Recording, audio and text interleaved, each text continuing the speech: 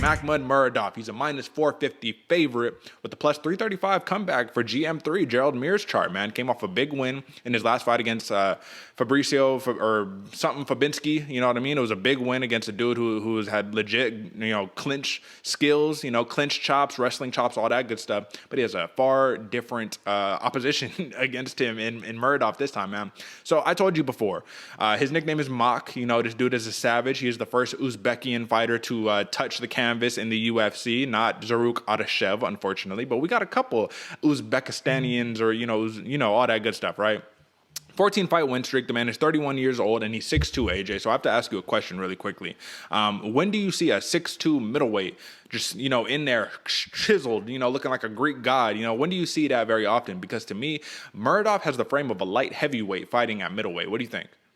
Yeah, he does. He looks bigger too. And what shocked me is GM3, Gerald Meerschaert, his opponent, is 6'1", but he looks smaller. He looks like he's under 6 foot. I don't know if it's a stance he fights at, but Makhmud Muradov, homeboy, definitely looks the part. And he looks like, every time I see him fight, I always think like, damn, this dude's like 6'5" or something. This dude's tall. Like what's going on? This dude's big for the division. Even saying that at 185, he really does fill it out going forward, man. This one is going to be very, very interesting because Makhmud Muradov, he is on an absolute tear, especially fighting or getting. I think he's on a 14-fight win streak with some absolute killers. Sanchez might not have been the best display going forward, but he had a crazy flying knees in that one, and he also finished off one of our sleepers, Alessio De Chirico, or he got the dub on him. And this dude Makhmud Muradov is coming for heat. I'm interested to see how his game plan actually plays out because his ground game is solid, but he doesn't really get to use it too much. He carries power in both hands. GM3 is in for a night of explosive striking.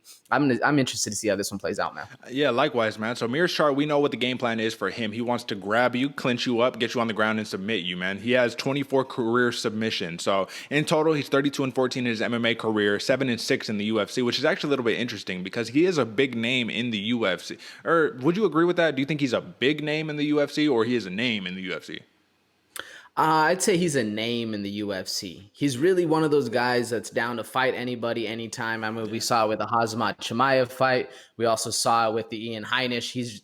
He's down to pick stuff up and swing. He doesn't care who it is, and he's really starting to fall into that gatekeeper path, which is kind of sad for GM3, man. He's very, very talented. But when you're only talented on that one skill, like you said, how many submission wins does he have? He's kind of a one-trick pony going forward, man. To a degree. So you definitely have to be careful because you do need to watch out for the explosive striking of Makhmud Muradov. But one thing that we did see in the Alessio De Chirico fight is that if you can get him to second half of the second round, get into that third round, Muradov, though he is technical throughout the whole fight, he gets a little less technical as the fight goes on, obviously, as he gets tired and whatnot. But if you can get him pushed up against the fence, man, that is GM3's recipe for victory right there because all you need to do is try to clinch him up and get him on the ground. However, it's easier said than done because Muradov has 100% takedown defense in the UFC. I don't know about all his other fights, but in the UFC, he has not been able to get his back on the ground and an opponent has not been able to keep him there. So that's what's interesting because for Muradov, man, I think one thing that is interesting about him that maybe he needs to work on a little bit, and obviously, who am I? I'm just saying this because I want him to have prolonged success in the UFC. But at maximum, he caps off at like 3 punches or 2 punches and a kick for a combination, right? Everything is 1-2 or just one, and then sometimes you get the 1-2 and then a kick. You know what I'm saying? And obviously, as a middleweight who looks like a light heavyweight to me, that is kind of to be expected. He's not the fastest guy in the middleweight division, but you can get you can get timed if that's just what you're doing constantly. 1-2, 1-2, 1-2. Now, Muradov, one thing I like about him, AJ, is that every time he gets cracked, he's always looking, no, that wasn't me. I didn't get hit, even though he just gets clearly cracked, He has a really good chin and he rolls with his punches very well.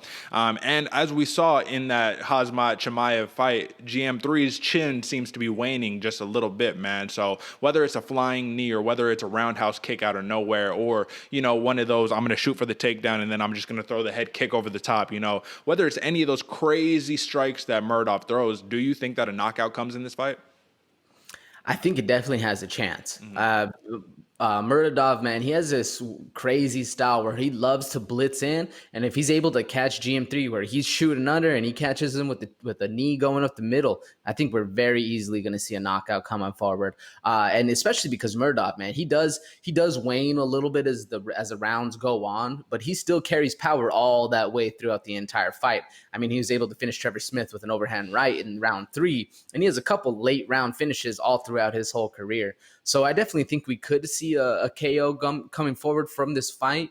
But to me, honestly, what it all depends on is how GM3 shows up that day of the fight. He's really, what I've noticed anyway, he's really one of those fighters where either he's on and it's his night or it's not. I mean, and you can see in the last two, the Ian Heinisch and the Hazmat Chimaev fights, those are not his nights. He's getting out of there round 1 nice and early, but then he comes back on Bartosz Fabinski, and you really saw a difference in the way he was just carrying himself, how he was feeling. The strikes were working well, and once Fabinski just gave up his chin, or GM3 was able to sneak a hand under, an arm underneath that chin, it was over. So if GM3 is able to actually show up that night and feel that mojo, feel that that swagger that everyone's looking for, get in the zone, it's going to be an interesting fight. If not, man, I definitely think a KO is possible. What do you think, Derek? I mean, I think that's the most likely outcome for Muradov to win. However, for Meerschaert, it's like we always say it with the grapplers, man. It's like you got to have some type of favoring for the grapplers, because all it takes is just one sweep. All it takes is they throw the big overhand right and they just shoot the double underneath. You know what I mean? Like, that's all it takes.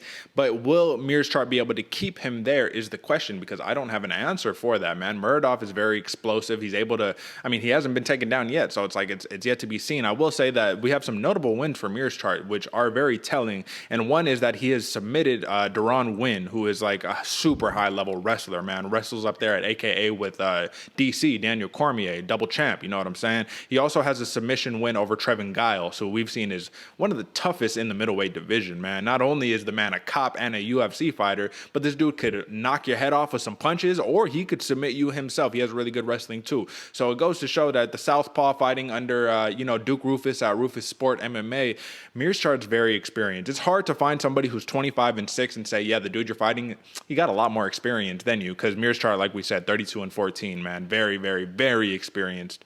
Ultimately, AJ, when you're Makhmud Muradov and you have 17 of your victories coming from knockout, you're used to getting the job done with the finish.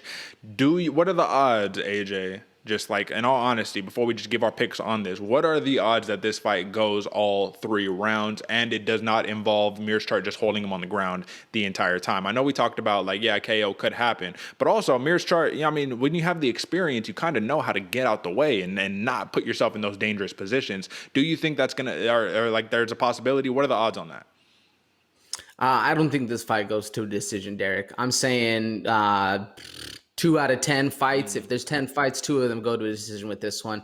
Just because, man, it's either sometimes with the striking of Muradov, then GM3's chin kind of starting to wane, we can easily see a KO. But as well as, man, we can easily see a GM3 submission round 1 early when they're dry, kind of has Muradov coming in and really able to take him down, put the work to him on the ground game, especially because I haven't really seen too much of Muradov's ground game. So I don't know how in depth it is, because we haven't seen him been taken down yet. So we don't really know. So understood. So let me just talk about these last accomplishments and we'll give our picks, man. Muradov is a former kickboxing champion, multiple-time kickboxing champion. But did you know Meerschaert is a kickboxing black belt under Duke Rufus, right? So that's a lot of people, they just think of Meerschaert as just the submission guy. Lastly, I want to know, how much do you think this is going to factor in? Because I honestly think it does matter. It mattered for Wei Li Zhang. It mattered for a couple of other fighters who have fought mostly internationally, right? For Makhmud Muradov, this is going to be his second career fight in the United States of America, man. How much is that going to impact his performance this weekend? I think it actually does make a big difference, man. There's a crazy feeling when you're standing in the middle of the ring and you hear the ground shaking, USA, USA, and everyone's against you. You've been booed the whole way up. People are talking shit to you. You barely speak the language. I forget how fluent Makhmud Muradov is in English, but either way, man, when you're the underdog and you're the guy coming in on homie's territory, it makes a mental deficit or a mental game plan going in where you're kind of just on edge. It either could be, it lights a fire under your ass and actually kind of gets you wanting to be the heel, or, you know, it kind of takes you away, kind of like how we saw Wei Li Jiang, where she was like waving and throwing up hearts and stuff, but everyone was booing her. She didn't know how to react. So it could be the same thing going forward. I definitely think it makes a big deal going into when you're the opposite team, when you're the away team coming in. Sometimes they say it doesn't really matter, but I do think it does, man. Yeah, no, I would absolutely agree with you, man. However, this is going to be at the Apex, so it could be one of those situations. You know, they've been having little tiny crowds at the Apex, like little baby ones, you know what I'm saying? But it could also come into a factor on that one. Either way, man, let's give our picks. Who do you got for this one? Man, this one is a coin toss for me, Derek. Like I said before, it really all depends for me on how GM3 shows up. If he shows up and it's his night, we're going to see a crazy fight. If not, well, you know, it is what it is. But personally, me, I do think GM3 is going to show up. I'm going Gerald Meerschaert with a KO or submission. I definitely think it's going to be more of a submission, though. Round 1. Who you got, Derek, and why?